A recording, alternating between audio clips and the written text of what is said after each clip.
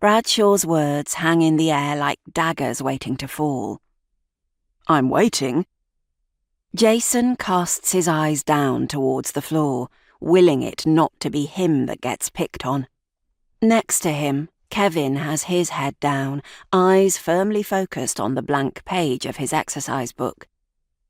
Jason risks turning his head towards the window, searching for escape, and still desperate not to catch Bradshaw's roving eye. For one marvellous moment, he feels he might float right out through it, away from this constricting hell. But the latches remain mockingly shut, the air stifling. Another student behind Jason clears his throat as though he might be about to give an answer. No such luck. The silence expands. The classroom is a sarcophagus. They could all die in here. "Anyone?" Bradshaw asks again. Jason can't even process the question. The diagram on the board shows something impossible to do with circumferences. He can't even work out what X refers to, let alone what the answer is. Who cares? It's not as if he is going to pass a maths GCSE anyway. As if reading his mind, Bradshaw states with undisguised cruelty, "Not much point in asking you, Jason Wicker, is there?" Someone sniggers in the row behind, and he hears the whisper of Thick Wick. It's a nickname he hates. The bell rings, saving them all.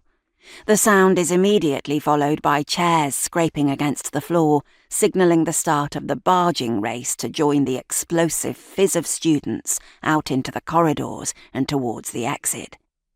The teachers used to make you wait and stand behind the desks, but then some students missed their bus, and now the bell for the end of the day is a free-for-all. "Bradshaw's got it in for you." Jason shrugs. "I thought that lesson was never going to end," Kevin says. "Yeah, right. And it was stifling in that room." But not as stifling as what lies ahead for Jason. He lingers longer than he should do with Kevin at the row of shops on the way home. There's a laundrette, a chip shop, a 7-Eleven store, a small newsagent that still does jar sweets that you weigh out, a charity shop, and a Chinese takeaway. It's somewhere to hang around after school when you have nowhere else to be. The trouble is, Jason does have somewhere else to be. "Cola cube?" Jason shakes his head. He doesn't have any money for sweets himself, never does, so he won't take one from Kevin. "No, thanks, mate. You all right?" "Suit yourself. Last chance." Jason knows he can't put off going home much longer, but he also knows what awaits him there. These days he tries to delay it as long as possible, does everything he can not to think about it. Kevin holds the bag tantalizingly close. "Oh, go on then. Just one." The sweet, sharp taste on his tongue is delicious. He makes it last as long as he can until the cube has become a tiny pip in his mouth. It isn't fair on his mum. He knows that better than anyone. "I'd better be off."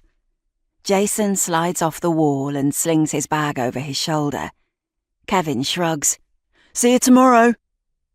Jason has a sudden urge to tell Kevin what it's like, to share all the worries that are in his head, to say it all out loud, tell his friend what he's really feeling, how shit it all is, the exhaustion and the resentment and the hopelessness.